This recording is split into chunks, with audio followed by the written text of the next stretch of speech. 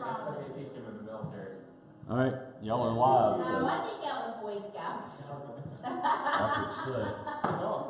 That's similar, isn't it? Army's a little darker. Not a little darker. They drink more monsters. They drink a lot more monsters. I thought there were people in Boy Scouts that thought drink a lot of monster, like energy drinks. I've started drinking energy drinks. And I've been in the Army and it's the only energy drink you can buy for like 2 days. And I was like, you guys know. My Stepdad's nephew, that'd be a cousin, yeah. So, my cousin was a Marine, that was like boot camp for Marines. Then he got discharged to the shore. Anyways. So that story about like the girls and stuff. No, that's my brother. Oh, okay. I was like, I need to talk about So anyways, this guy, he was a Marine, so they're not on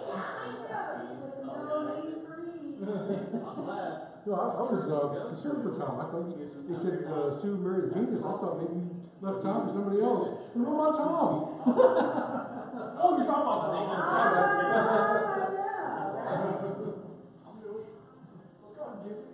They're like, really? You're just Catholic last week. they did. Hey guys. I found they had bagels.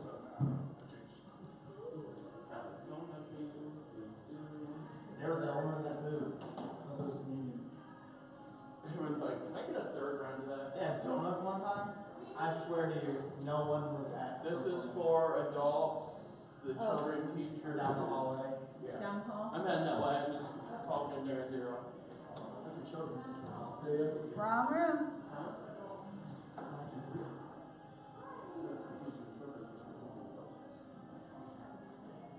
I'm in the chair. I'm with the chair.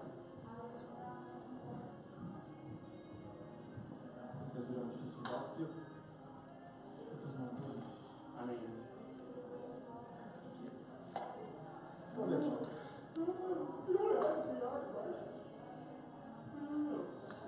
careful, you're on camera over there.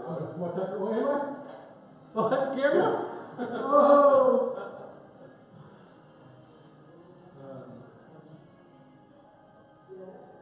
I realized the camera, I just thought it was sound. Both. The camera they use for. On Sunday morning. Ah. Probably is on, yeah.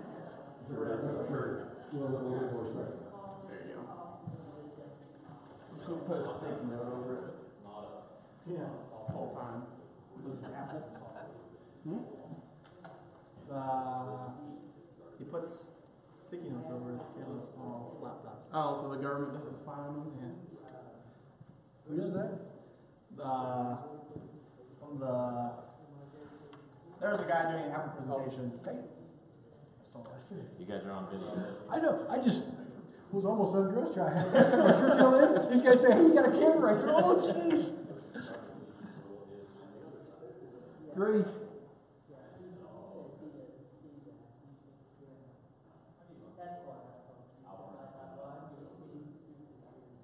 Well, oftentimes those guys, they think it's just a matter of explaining to you why you're wrong.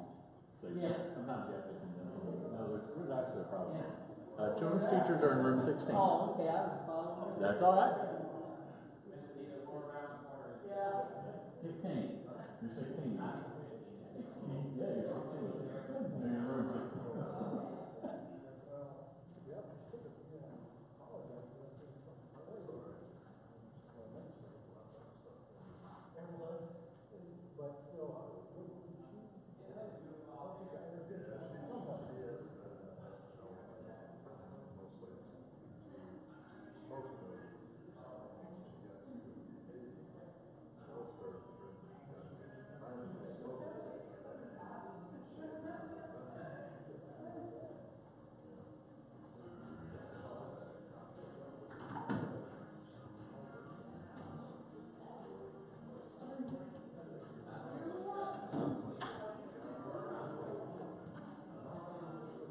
Good job.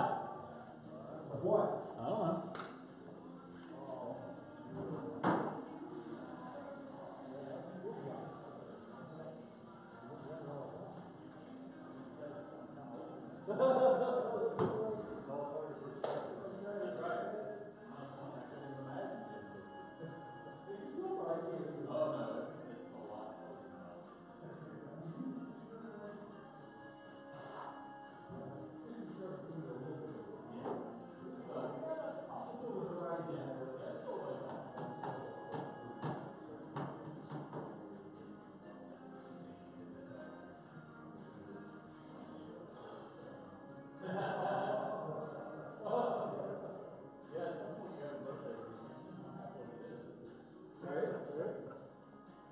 That's 35.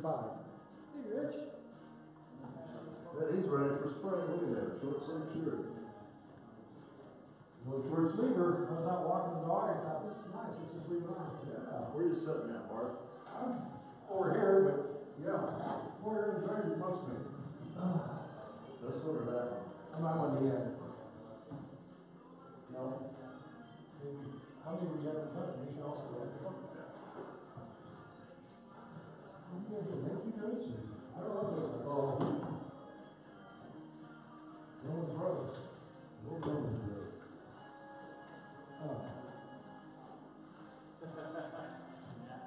I made some extra copies here, and I left up later. I don't know if you want the extra ones for Rich this morning. Yeah, I keep those for next time. Okay. Pass them on next week. I think I made 10 or 20, so I use that. I made 30, so. Well, Tammy said Tammy counted 40, including you. I think it was close.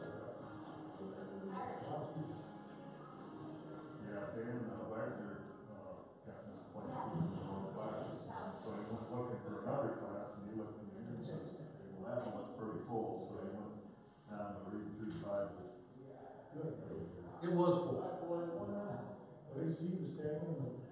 We're missing a table right now. Somebody come in and got us a table. Mail. Guys, this morning. But we had that side's all full. It's full. Oh, yeah. But Tammy counted 40 with Rich, with the teacher. Does he count for two?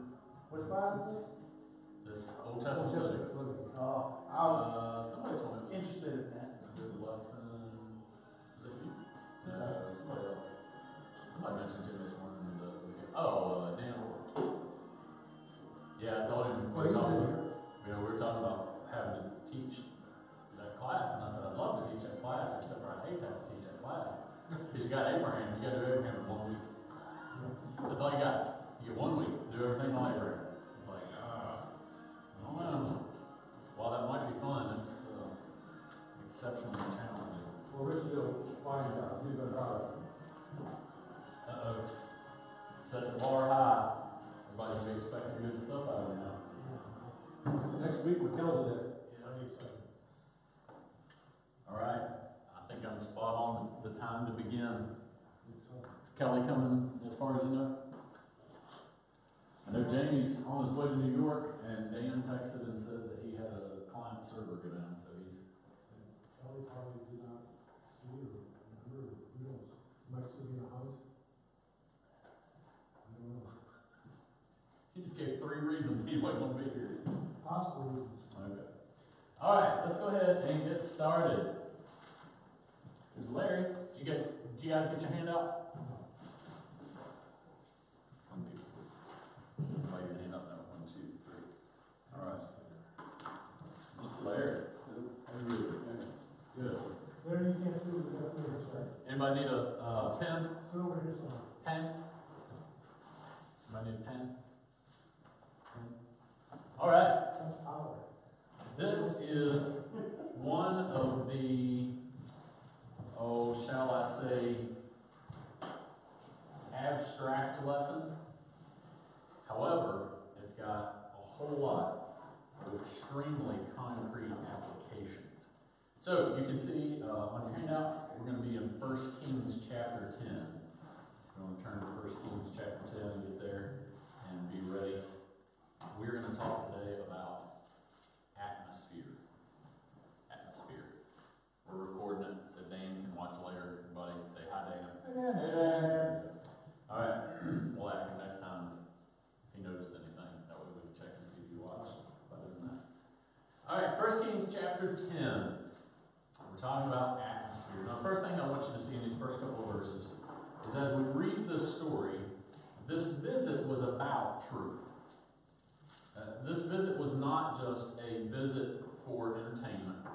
There was an intrinsic spiritual purpose and reason for the visit that we're going to read about. And the visit is by the Queen of Sheba coming up from Egypt to visit Solomon and his kingdom in Israel. So we start reading in 1 Kings chapter 10 and verse 1. It says, Now when the Queen of Sheba heard of the fame of Solomon concerning the name of the Lord, She came to test him with hard questions. So in verse 1, she came with the purpose of testing him. Not to just go and see if she could get some ideas from him. Not just to go and see, hey, I've heard that Disneyland's a fun place. Let's go have some fun. No, she went with some things that she wanted to ask. She went to test him. Hey guys, you're in room 16. 16? Yes. Around the corner, down the ramp, take a left, first room on the left.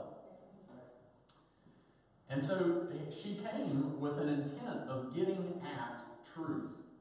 So we read on. She came to Jerusalem with a very great retinue, with camels that bore spices, very much gold, precious stones. And when she came to Solomon, she spoke with him about all that was in her heart. So Solomon answered all her questions. There was nothing so difficult for the king that he could not explain it to her. So in verse 3, we see that he was able to answer her questions. He was a help in satisfying her pursuit of truth. So we read that, and it could be that God could stop here.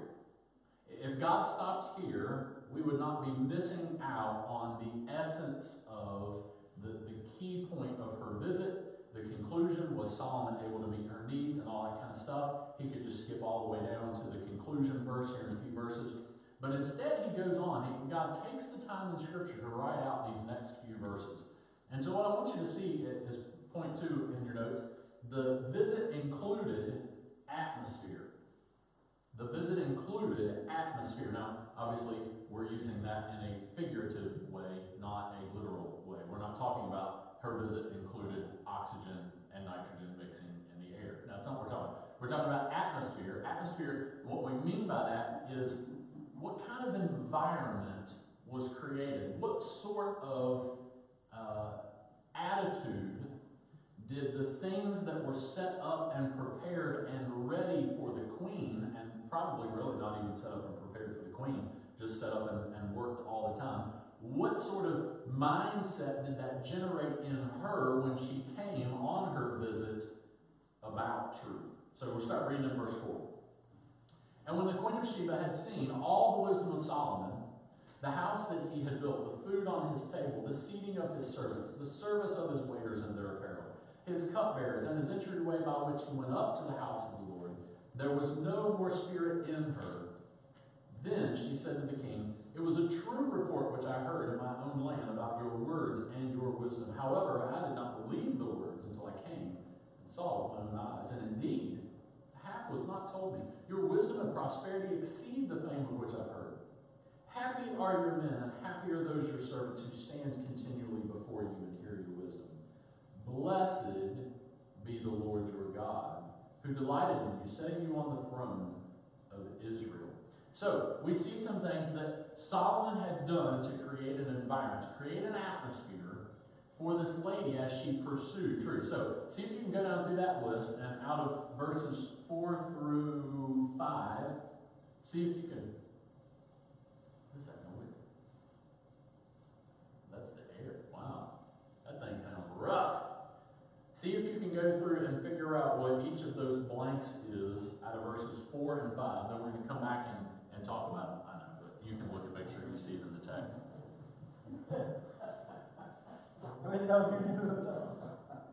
Keep your eyes down. I'm taking you back to the text. I want you to see if you can see it in the passage. I want you to know this is Bible, not just me making stuff up.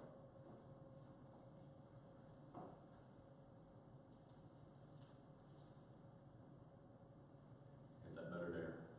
I won't give you the answer.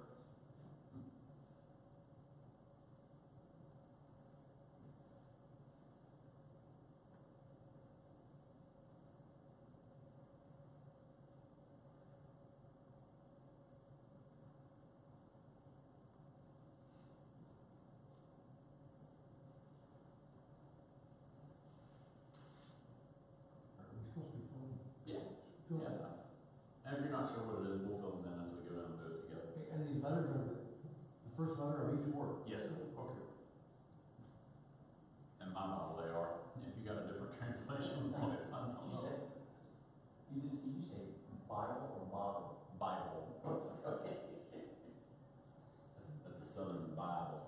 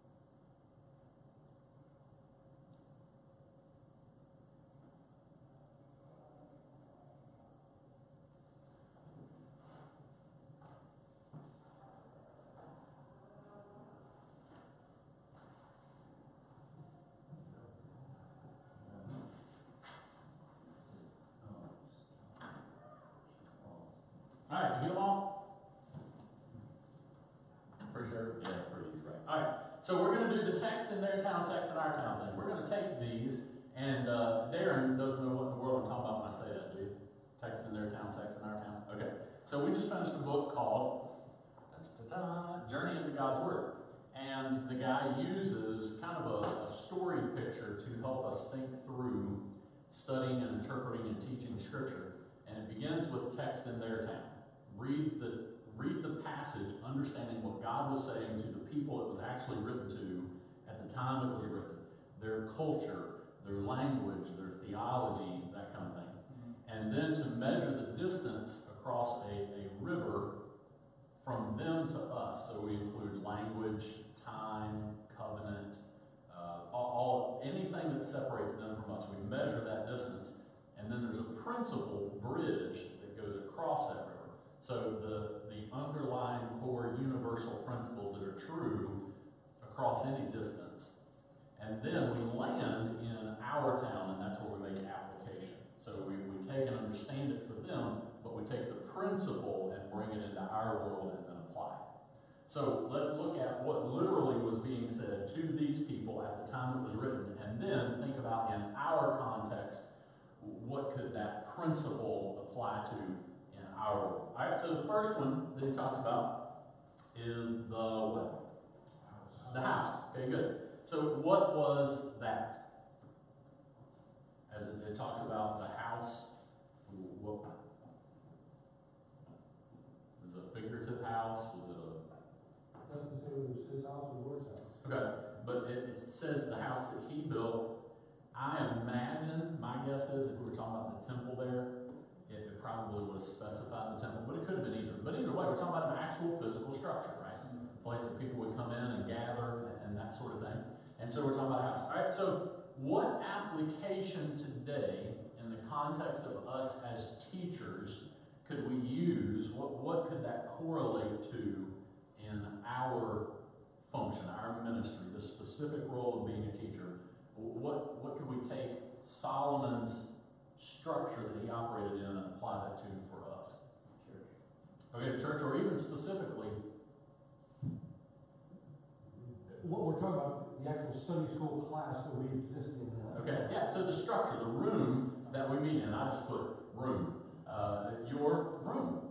Now, that room does include the space outside the room, right? Because people do have to come through the hallway to get into your room. That's why there are times where, even if for whatever reason our cleaners don't make it or whatever, if there's stuff in the lobby that is dirty, we need somebody to pull out a vacuum and hit it. We need somebody to pick up the trash off of it. We need to make sure that entryway, that lobby is clean so that as they get to our door, they're not already having a wrong atmosphere or attitude developed because of the structure that they're inside of. We want them to come into the structure and have it good. So let's think about that room for a minute. What things in this physical structure do we need to be aware of or pay attention to as we are creating an atmosphere for learning? Comfort. Okay, comfort. What do you mean by that? Well, easy enough to see. You're not struggling to see what's up there. You're not struggling to see because the lights are down. You can't see how. And also the temperature. Okay. All right. So all of those are involved. I came in and punched up the thermostat. We were trying to figure out how I could shut the heat off in this room but still have it up in the next room. And we never did figure that out. But yeah, if you come in and it's either too warm or too cold, now you have to gauge by some consistent factor. You can't ask the man and the woman because every week the man's always going to be plenty warm and the woman's always going to be plenty cold. It's just how it's going to work. So, but you find the temperature. For example, in the building, just about everything we set the heat to, when the heat runs, we set it to come up to 69. Now at 69, most men are totally comfortable. Rich is chilling out in his short sleeves. Most ladies would come in and put on a sweater, right? It's just how it is. But so it's not that we're going to make everybody, but we can find a temperature that is comfortable in the room. All right, so you mentioned temperature. We turned the thermostat on earlier, tried to get it up to 68, 69. He also mentioned lighting. Anybody notice anything good or bad about the lighting in this room? Yeah, some of the lights are out. Okay. Some of the lights are out. We got two over here, one over there. It makes it, you can can still see the stuff in the room, but it makes it a little dull, doesn't it? Even if all the lights are working in this room, it can still be a little dim in this room. But we've got the LEDs that we're going to put in, and they're a little brighter, so we'll see what that does for the room. Okay, the lighting. What else? Did you say anything else? You mentioned lighting and temperature. You talked about comfort. Oh, being able to see things. Yeah. Just paying attention to where's the TV at. Notice I put the TV well above my head height. Are y'all here for the children's teacher training? Yeah. Okay, that's room 16. Oh, that's Great. I gotta get attendance anyway. Oh, okay. It's well above my head height, but I'm not going to stand here and teach, am I? No, most of the time I'm going to be out here. And so we actually, when we set that, we pulled a chair up. Somebody stood here and we kind of sighted over the top of the head so that when he's setting, he can still see everything on the TV. Now, I don't know if it still worked or not, but we also used the whiteboard. We brought the whiteboard in and made sure the whiteboard wasn't going to stick up and be in the way. So we checked those things. All right, good. One of the things that you can be aware of, and we'll have a whole lesson on PowerPoint later, but the size of the TV. And the size of the font too. Yeah, the size of the font. So there's lots of things that go into that. Here's one other thing too. In the room. What's that? That affects me, honestly, is clutter. Okay, clutter. What do you mean by clutter? Things misplaced that doesn't need to be in or stored in the room that just takes away from your eyesight. And it- Like those boxes right there. Yeah, I see the boxes while I'm listening to Yeah. you talking. Yeah. And what if somebody comes in and we actually need that seating for a student, and they got this cardboard box with construction stuff sitting in their face? It needs to move. Yeah. Sometimes It does. wish to move. Now, well, we'll come back to this with seating. We'll come back to seating on that. But okay, so you're getting an idea. What if there was a hole in the wall up here? You might not be the church handyman, but guess what? You either need to fix it or find somebody who can fix it because it's your room. You have to consider that the atmosphere you're creating by your room is going to help or hinder your students from learning. And so if there's something going on in the room, maybe it's not that there's necessarily a hole, but maybe the paint job just gets bad where, you walk in and you're like, man, this place is rough. It's distracting. It is. It's distracting. And so maybe just a paint job. Or one of the things that you can consider that I've done in other places, and we probably will do it as we go through and eventually get around to painting some of the facility, is to put an accent wall on the front wall of the classroom space. Well, why would we do that? You just kind of symbolize it. Draw off your attention. Yeah, because it sets this apart from everything else. Those walls are there, and that's okay, we need the walls all the way around. But this is the wall where we want your attention to be. So even if it's a lighter color, that's fine. If it's a darker color, that's fine. But something that's different from the rest of the room, because your eye is drawn to things that are different, right? It's the purple cow advertising theory. Y'all know the purple cow advertising theory? You're driving down the road and you see cows, you don't really pay attention, do you? But if you're driving down the road and you see a purple cow, are you going to pay attention? Oh, yeah. And so in advertising, it's not just put up something pretty, it's put up something different, something that draws people's attention.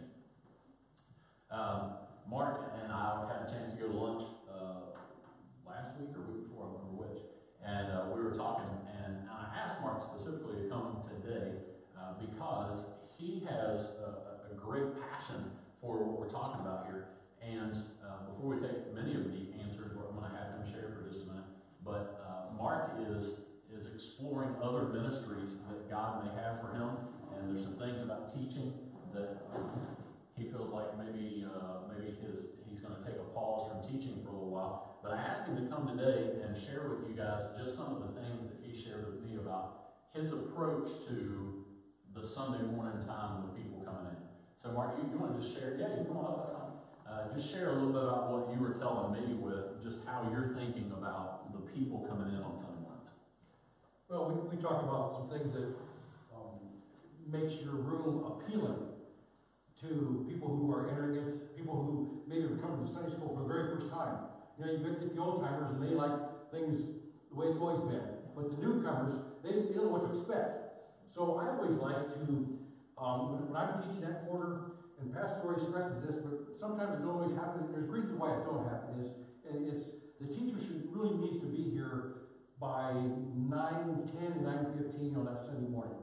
because it's very important that the teacher is usually one of the first persons here to be able to greet and talk and engage with the people as they come in. Now, and I know Rich, a lot of times goes to electronics, it's tough to get Kimberly around, and I know Kelly has his grandkids, and it's tough to get them around, and there's all kinds of reasons, but I always like to be there before any of my students get there. To have the lights on, the doors wide open, to be out in the hallway, to engage with them, to ask them questions, to get to know, what happened this week, what, anything strange or interesting happened, and engage with them to the point where they're actually open and ready to talk to other people as the other people get here. I really like it when I get up to teach class and I will start out by saying, well, good morning. And it's like nobody heard me. I mean, everybody's just talking, and I like that. And I'll say it 2 or 3 times, good morning, we need to start. And then they start to kind of calm down. And I like that because I know that the class is engaged and they're ready to respond and to talk and to communicate and even participate when I start to ask questions. So I would rather have a class do that than a class come in and you come in and it's real quiet. It's almost like a funeral type of setting. And you got to start prying answers out of these people when you start asking questions. So that's why I like to be here early, have the room open, the temperature right, to engage with the people, have all my handouts ready, PowerPoint set up. Of course, you know me. All my boards, all my questions and stuff on the board. My notes on the board. It's all done. So when my students start coming in, I'm actually engaging and participating in conversation with them and asking them about their week.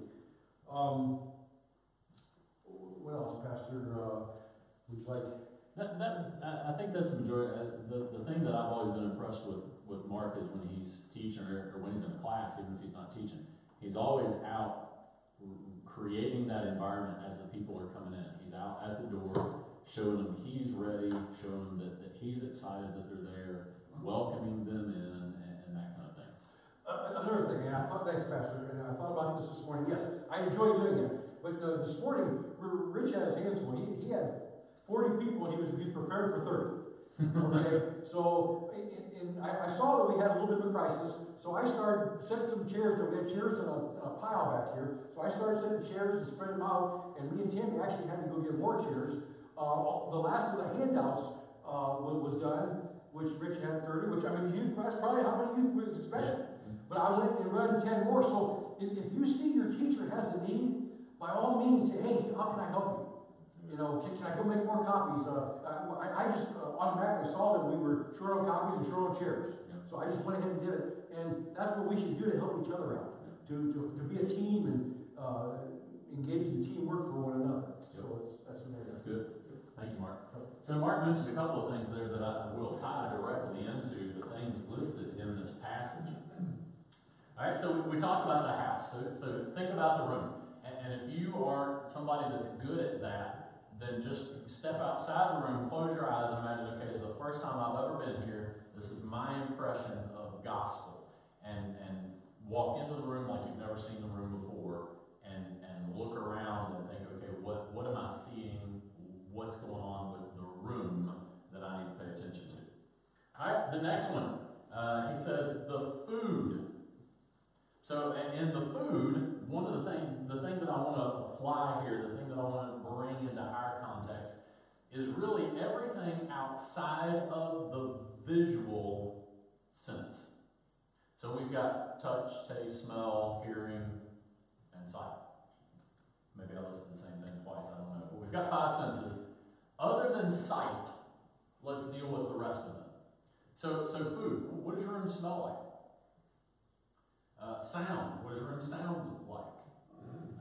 If you are doing some specific things, for example, when you were coming in, I had some music playing. Quietly, but I had some music playing. Why? Well, because music can create an atmosphere, an environment of either upbeat and joyful, or solemn, quiet, maybe a little depressed. But you can create an environment through music. You create an environment through smell, the touch you're talking about, the temperature in the room. So maybe you've got coffee in your class? And if you do, is the coffee there and people smelling that fresh coffee? If you don't have coffee, does your room smell like, it's got mold in it because it's musty, or does it smell fresh and clean? And maybe that's just a little Febreze, or we've got a little plug-in that's out in the lobby that turns on and it makes the lobby hopefully smell nice as people are coming in. But really anything that engages the senses outside of the visual. Now, not saying that the visual doesn't count with those things. For example, if we've got coffee nuts up here and there's stains all over the place and the supplies aren't out, and you still have to consider the visual, but the key is the things outside of our visual. What are those going to connect in? Then the seating. Well, there's a lot that goes into here, but the seating of the servants, that sounds kind of like a minuscule thing, but in this room, the seating is horrible. Why? What about the seating in this room is just atrocious? Look around, use your eyeballs. What's going on with the seating in here? The way the room is set up right now, we try to, for instance, we were sitting this morning. Sitting all the way over against the wall, So so we couldn't see the TV. Okay. As far as that goes. Alright, so if we wrap the seating up too far, they don't get to see the things that are going on. Okay, good. So if we, somehow we could change the name like in a year or Try to something. get them back a little further. Okay, alright. What else? What else about seating? That over there does cause some discomfort when you gotta either turn your whole body around Yeah. to see that focal area that you're Right. talking about, or you're gonna end up with a stuffed neck after a period of time. And it's just not where it's aimed. I mean, can they make it work? Yeah, if they want to, but if we're aiming at the most conducive environment, that just doesn't fit. How about this little metal chair back here? Who sat in that metal chair? It was over here near the door. Who sat there? You said, did you have a little problem with that metal chair this morning? Did you feel like you were going to fall off on the floor the whole time? No. Well, the side of it's all busted up. You can see that chair slopes on down. Maybe Larry's just cockeyed and that straightened him up. I don't know. But that metal chair is busted. It needs to be thrown away. I think we actually had it somewhere ready for it to get thrown away.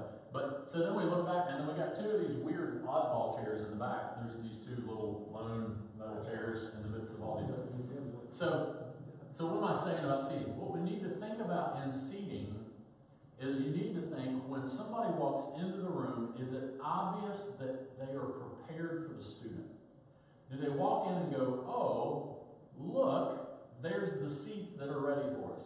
There's a conference that we go to called D6, and when we walk in, every session when you come back into the main arena, there is an item placed in either every chair or every other chair. It might be a handout, it might be an advertisement, it may be an object lesson for the next thing. There's always something placed in those seats, and they're placed the same way in the same spot in the seat. It's either in the middle of the seat or against the back.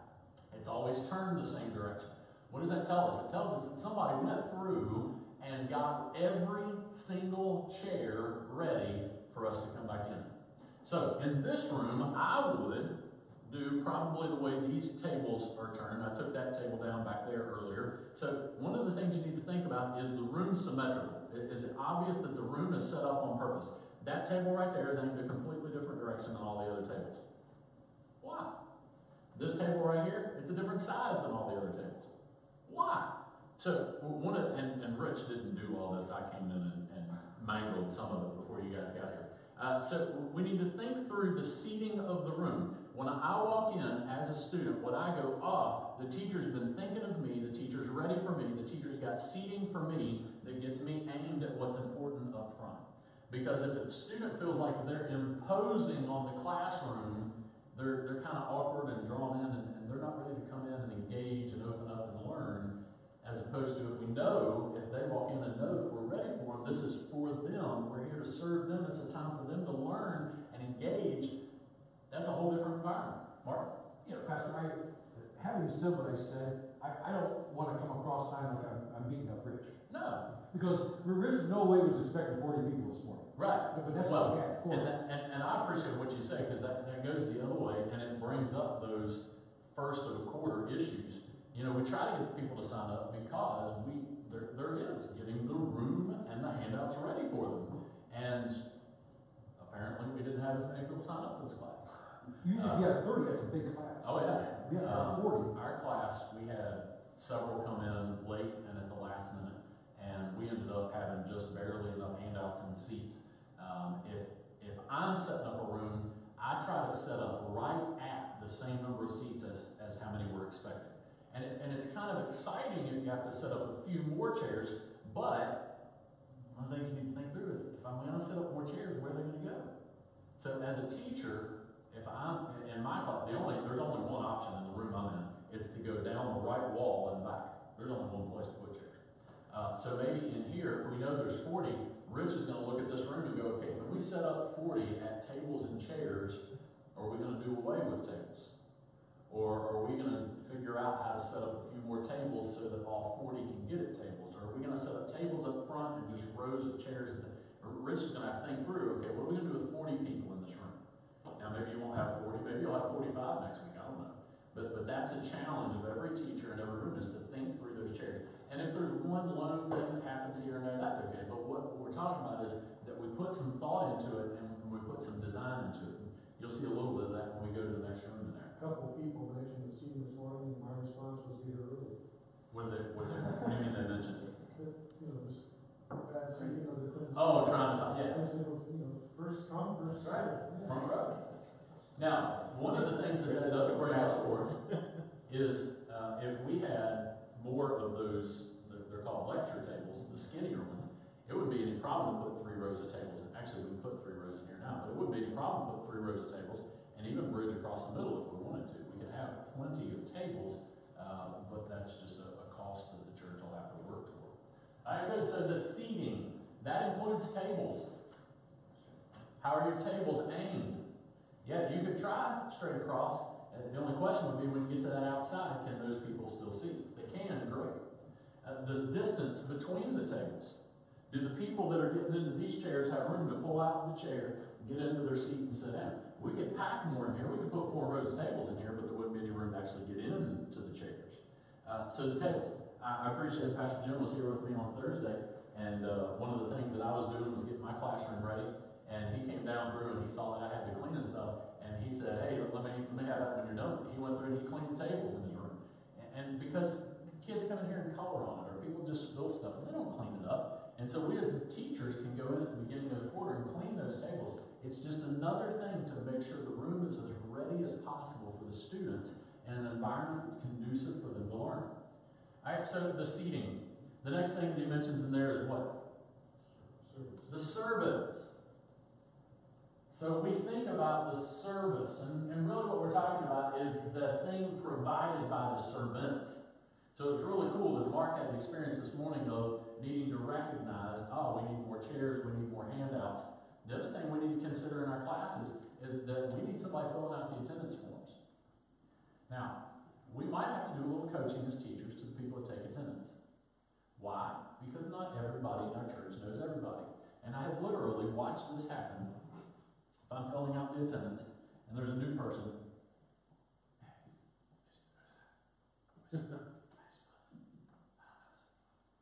hey, what's your name? What's your name? How conducive is that to making somebody feel welcome? Hey, what's your name? No, how about, hey, I'm so glad you're here. I'm sorry, I'm filling out the attendance, and I'm not sure we've met. Can you tell me your name? We probably will have to do some coaching with that as a teacher. Why? We realize people are uncomfortable going up and saying, hey, I don't know who you are. But it's not nearly as uncomfortable as the person that has somebody walk up to them and go, what's your name? So, yes. That illustration I shared with you Sunday about being at that other church. Yes. I didn't tell you all this morning, but one of the other negatives when Laura and I got there, the greeter was decked out in his Cleveland Browns attire. And I mean, from head to toe, it was Cleveland Browns attire. And he gave Laura a bulletin, and I reached out my hand for one, and he didn't give me one, so I pulled my hand back. And he goes, you want one too? And I said, no. Wouldn't dare. So, I mean, that's right when we were going in the front door, I felt like, yeah, I don't know if they want us here or not. I can't get a bulletin. Yeah. So that was bad. Yeah. And that right there is a perfect example of what Mark was talking about. Being a helper in the room and watching and going, okay, what do I need to provide? Do people have the handouts? Now, notice you guys, when you came in, I asked you if you had your handouts. Now, why didn't you already have your handout? And I'm not picking on you. I want to show you something here. Why didn't you already have a handout? I didn't know there was any. Okay, you didn't know there was one. I could have gone through and put one out at each chair, right? I could have done that. Or I could have put them at this table right here and pulled this chair out and put some pens and the handouts here and made obvious that this is what you need. You might pick that up. There's some handouts here, though. They're just not from a class we're having. They're from another class. And there's some other handouts up here, but those are from our class. There were some other handouts piled up somewhere, but they're not from our class. Here's a bunch of papers here. They're just not from our class. So I had handouts, but I didn't put them anywhere that the student could get to them. So we've got to think through, how are we going to get the students what they need to be ready for the start of class? And you can write stuff up on the whiteboard. You can just simply make announcements. You can put it up on the screen. You can have somebody who's responsible to go through and give out the handouts at the beginning of the week. But we need to remember there is a service aspect to what we do in the classroom. And it's going to take more than just a teacher. It's going to take the assistant teacher, the person taking attendance. It's going to involve all of those things as we're going through and looking at that. All right, so then their apparel. I talked about the servant's apparel. So what could that possibly apply to in our context? Yeah, apparently we don't wear Cleveland Brown. It deals with our apparel. If a student walks in and they see that I am disheveled by facial, clothes, shoes, whatever it is, if my apparel, the way that I am presenting myself is, and this area is a little different, and every context is a little different, but what we have to ask is, do I present a ready and prepared persona through my apparel? Is it a sin to wear an untucked shirt? Well, not necessarily. Is it a sin to not shave every Sunday morning? Well, no, not necessarily. And we're not talking about being pretty boys and having, our hair spiked and all that kind of stuff. What I'm talking about is when people come in and they see the teacher, do they go, "Oh, that guy's the teacher?" Or do they go, "Oh, he must be the teacher. He's together. He's ready to go. He's got a job here. He's on it." And so that's what I want you to think through is, does your apparel present that you are prepared, that you have something that you're important there to, that you're there to accomplish that is important? His cupbearers. Going again, we don't really have cupbearers today in our culture. What do we have that would equate to an Old Testament cupbearer? What function did that cupbearer have? Assistant teacher here? Okay, yeah, this would tie back again to the other servants or leadership within the room. It was those people that were helping the teacher have what they need. Are there people in our room, and we can't control this, but we can help train some other people. For example, when I did an internship in college for a pastor there in Florida, there was a young man who sat down every year and spoke to all the new interns. One of the things he told us, he says, when you get to church every week, you come in, you find your seat, and you go find the pastor and you ask the pastor, "Is there anything I can do to help?"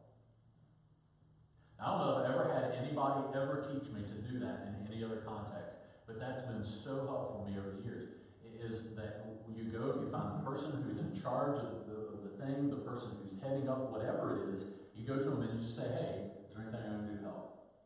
I try to do this. If Jim's in charge of an activity, when I get here, I try to go find Jim and say, "Hey, is there anything I can do to help you?" Imagine how much better so many things would go if there were 2 or 3 people that would walk up to the person in charge of whatever it is, service, Sunday school, whatever, and just say, "Hey, I'm here to help. Is there anything I can do?" You know what? Most of the time, the pastor would look at it and say, "No, we got it covered." But every now and then, you know what? There's some stuff that either has gone wrong, or I realize we've got 40 students instead of 30, and I go, "Yeah, can you go make 10 more copies?" Sometimes those things are helpful, not always, but sometimes they are. And so we need to train, as teachers, we need to train some people to kind of be our helpers in that. And then what about the entryway?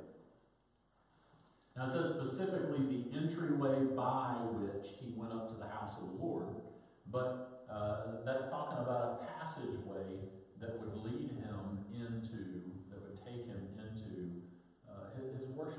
So what by application are some thoughts on what an entryway for our context would be? Guidepost in the form of maps. This is how you get to this. Okay. place. All right. Yeah, so the maps or the signage out in the hallway leading people and helping them get here. Good. Making sure the door's open. Ah, yes.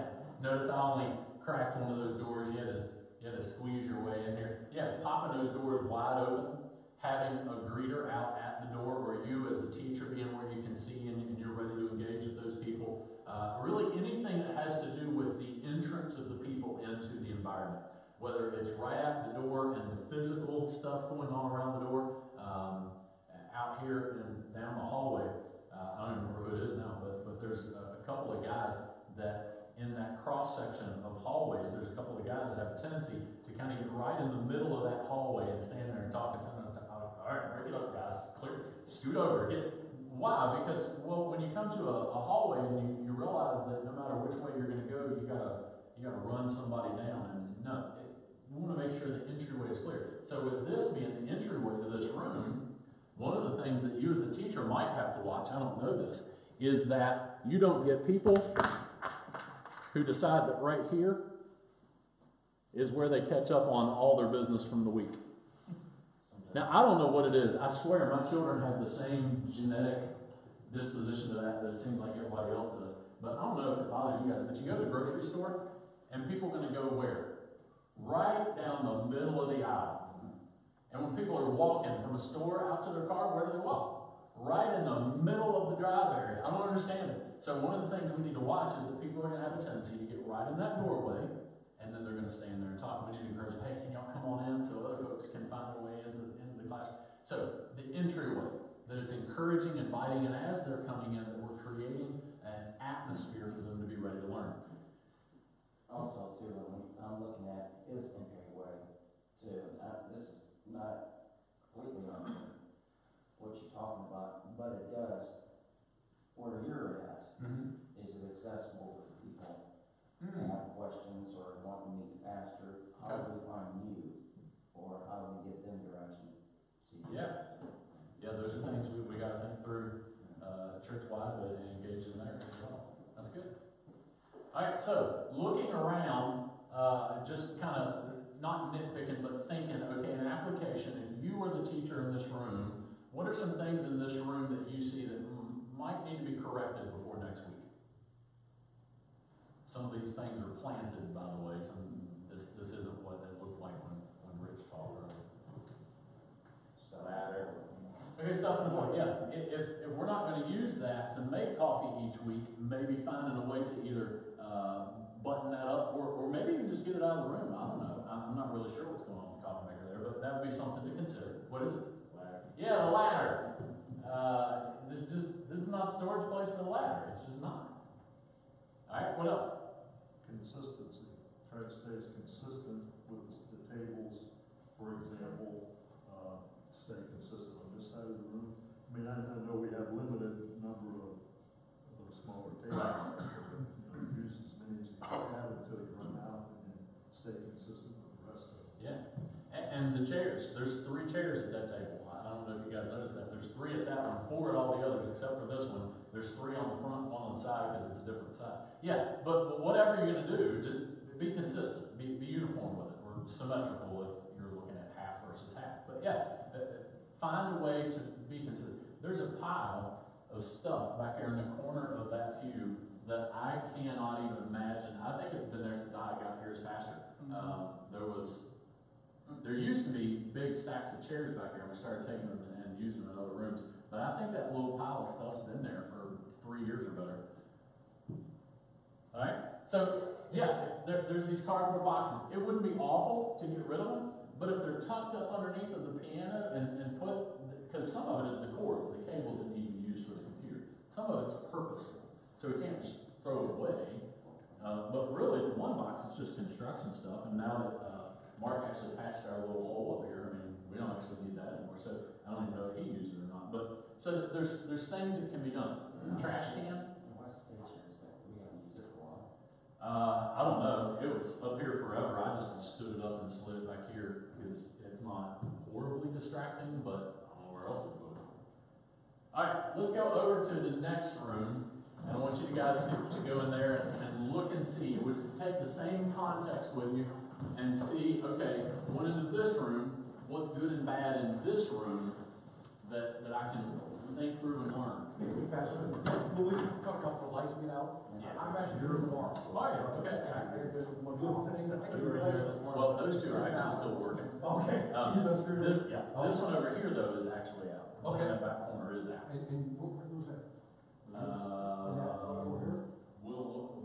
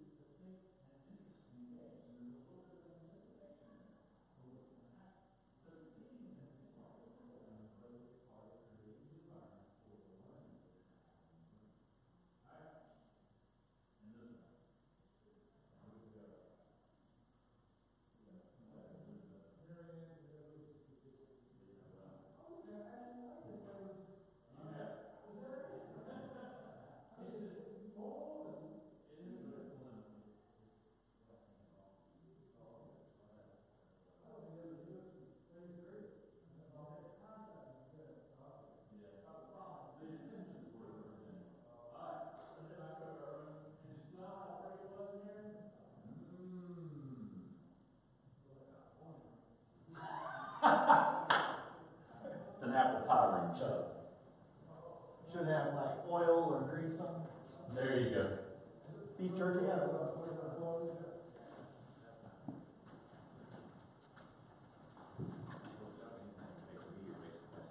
That's what confused Aaron. That's what confused Aaron. I just want to see the lessons. But it's all good, man. Get outside.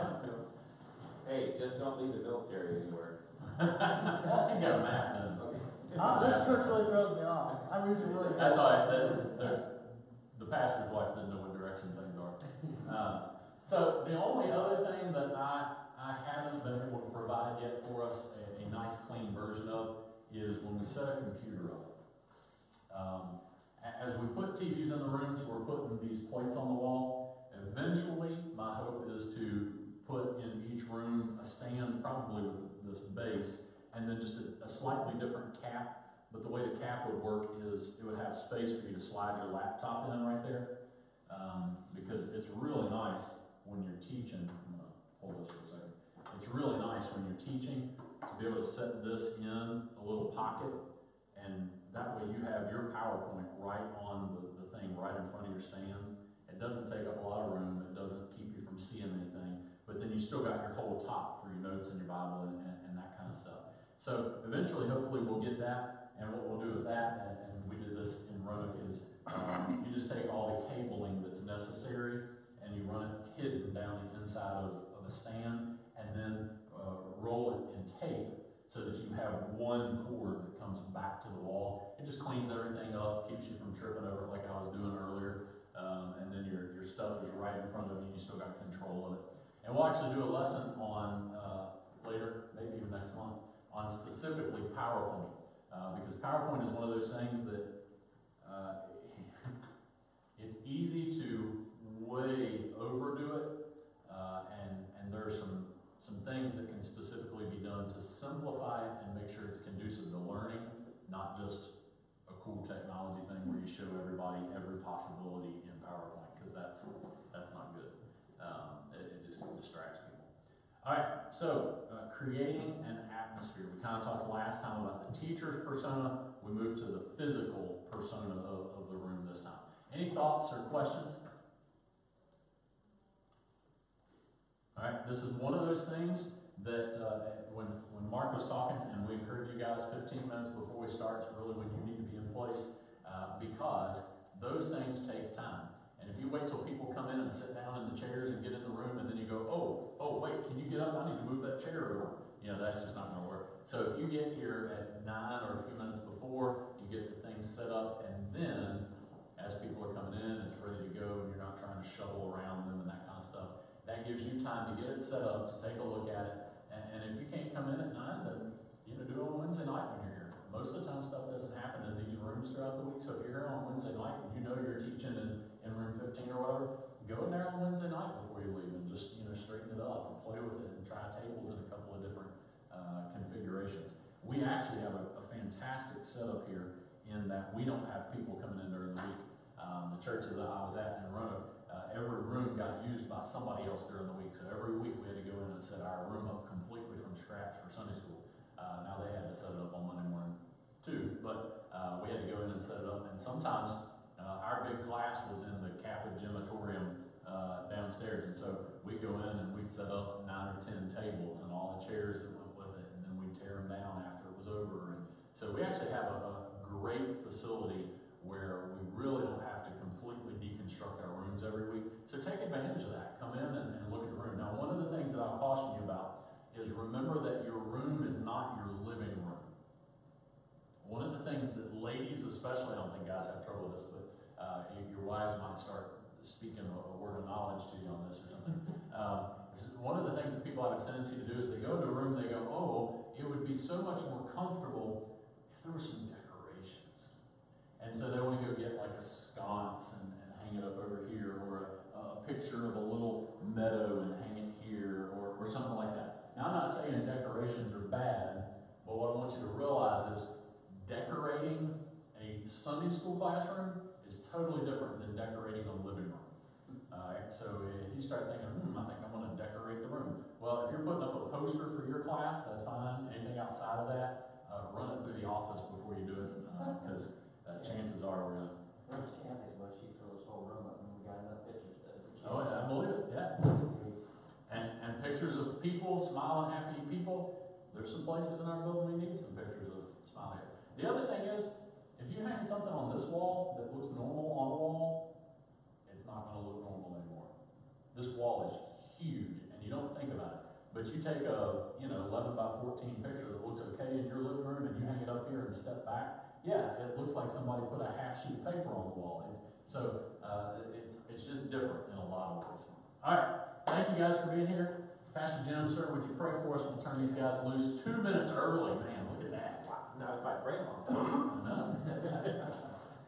Father, we are appreciative of being able to come before your throne and thank you and praise you for being who you are. I pray that you help us to grow and mature as men who have been called to serve through the avenue of teaching, mature in our faith and our understanding of who you are and our love for you, and also mature in our ability to communicate your truth to the people in our classes.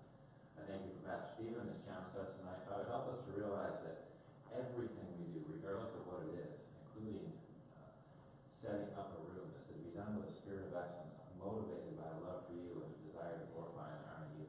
Pray that would be our hearts, pray that would be the children's ministry service hearts, pray that would become the heart of everybody in our church family. Help us as we grow this year, and help us as we emphasize serve, that by the end of this year, Father, every person who's a member of our church will have a specific ministry responsibility, and those who are coming in to join us will do the same. We love you, Lord, and we praise you. Ask these things in Jesus' name. Amen. Amen. Thank you, guys.